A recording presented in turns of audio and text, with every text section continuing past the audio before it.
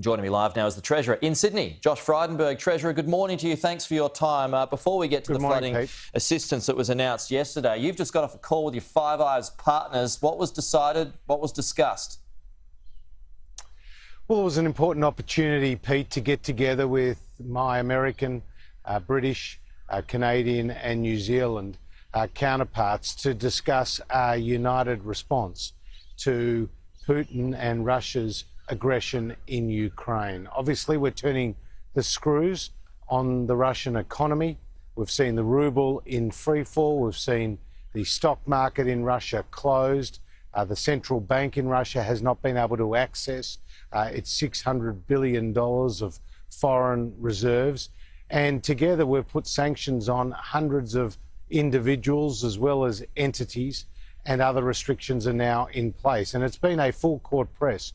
So today we discussed the further actions that we could potentially take, but also what we need to do more. Well, we're looking at all manner of options, but we're focusing on oligarchs as well and tracing their assets around the world. But we're also focusing on the long-term consequences and impacts of what has transpired in the Ukraine, particularly the importance of having supply chain resilience and working together in those critical industries where we can't leave our supply chains to chance or to the geopolitical risk which is now heightened around the world. OK, speaking of long term, and this is going to be an announcement by the Defence Minister and the Prime Minister later on this morning, but we're going to have a troop surge for our forces over the next 20 years. That is part of a long-term strategy. But in the short term, where the threat now is, we just talked about that. Are we exposed and weak on national security? Exactly the opposite. It was this coalition government that has dramatically increased spending on our Defence Force. When we came to government, Pete, defence spending had fallen to its lowest level since 1938. That's a telling year. That was the year of appeasement. 1938, 1.56% of GDP was the equivalent defence spending under the Labor Party. We've now taken it above 2%. We've invested very significantly in new weapons systems, in new defence capability, whether they be naval or air force or army.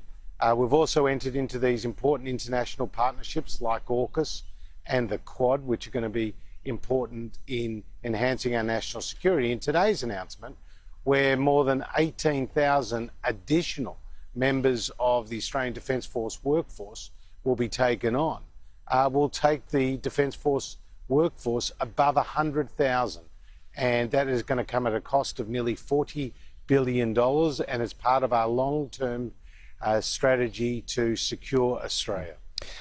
Extra federal flood relief is coming, but several neighbouring LGAs in affected regions have missed out, Treasurer. We were just speaking to a business owner who is in one of those affected regions that has missed out. How is that fair on them? Where did you draw the line? Well, the line was drawn in terms of these new payments based on the catastrophic events that we saw, for example, in Lismore.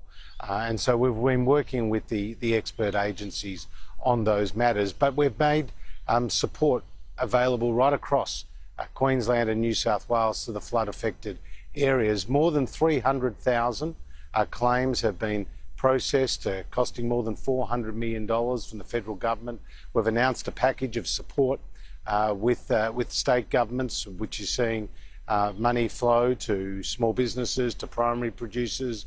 The Prime Minister yesterday made announcements around mental health, childcare support, a whole manner of legal assistance, a whole manner of different initiatives which are designed to alleviate the pain and suffering that, of course, these communities are going through right now. We will stand by the communities of Queensland and New South Wales that have been affected by a flood, and we will help rebuild those communities that have been most affected, particularly, for example, in Lismore.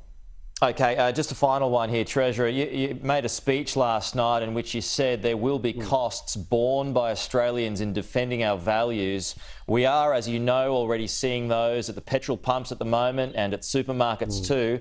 How long do you expect these higher prices to last? Well, I see petrol prices remaining elevated for some time as a result of these geopolitical tensions.